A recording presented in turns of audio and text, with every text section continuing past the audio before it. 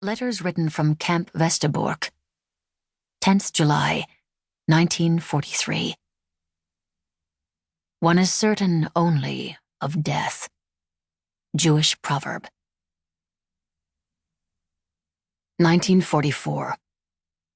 Polizeiliches Judendurchgangslager. Camp Westerbork, Drenthe Province, 130 kilometers north of Amsterdam. Occupied Netherlands. Former Jewish refugee camp, now under the control of the SS security police and SD. After their arrest on that hot day in the first week of August, they are confined in the cellar of the SD headquarters in the Uterpestraat, before being transported to the House of Detention 1 in the Kleine Gardmanplantsoen.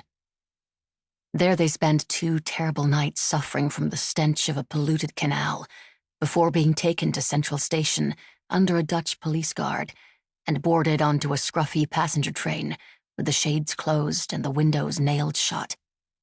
The train bumps down the tracks of the Staatsline C with the carloads of other captive Jews, branching off at Hooghalle to the final leg of track leading to the so-called Polizeiliches Judendurchgangslager, the Jewish transit camp isolated in the mosquito-infested moorland of Drenthe Province.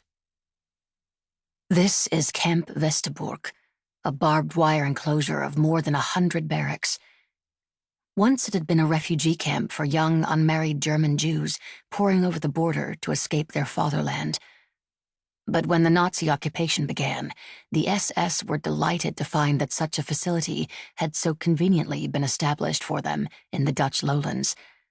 And with only a few alterations in the amenities, such as the electrification of the fencing, they transformed the camp from a refuge into a prison. In a large hall filled with the clatter of typewriters, the Franks wait in one of many long queues. They have, at the moment, lost track of the Van Pelses and Pfeffer, but the family is still together. Anne notices that after so long in hiding, their skin has turned as white as bleached flour from lack of sunlight. They have become living ghosts. "Mother," Margot suddenly announces, "you're shivering." And so she is. Both Margot and Pim move to comfort her, but Edith takes a step away. "Please don't," is all she can squeeze from her lips as she hugs herself, quaking, eyes boring into nothing. But she does not resist when Pim alone takes her into his embrace, and Anne is struck by a bolt of guilt. To see her mother so far from comfort, untouchable by her daughters. She cannot help but feel that she is responsible. How many times did Mummy try to get close to her? And how many times did Anne shove her away? Their assignment vouchers are clear. The place where all 8 of them are billeted is a barracks with its own barbed wire enclosure, because all Jewish Onderduikers are interred in the camp within the camp, the so-called S block.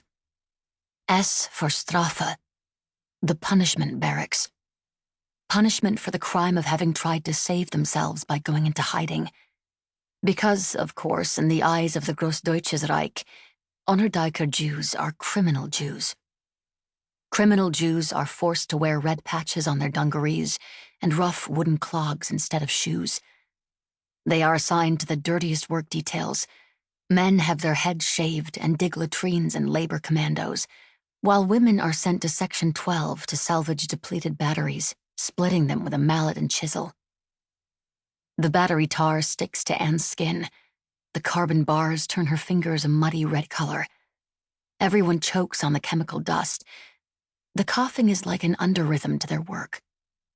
But at least there are people to talk to and jokes to tell. Sand blows everywhere, driven by the moorland winds. It grits her teeth, and the mosquitoes leave welts the size of pennies. But the air is fresh and the sunlight unrationed. It is livable. Except for Tuesdays. There is a long, straight road that bisects Camp Westerbork, the only paved road in the flat mud plain. The Jews call it the Boulevard de Misère, because of the stretch of graveled railbed that runs beside it.